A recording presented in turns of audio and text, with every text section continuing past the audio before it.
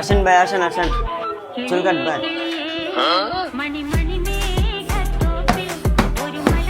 কি কি সুযোগ সুবিধা আছে তোমাদের এখানে? ভাই আরো চলছে কি করবে? যেভাবে বলি এভাবে কাটা দেবো। ভাই করা যাবে?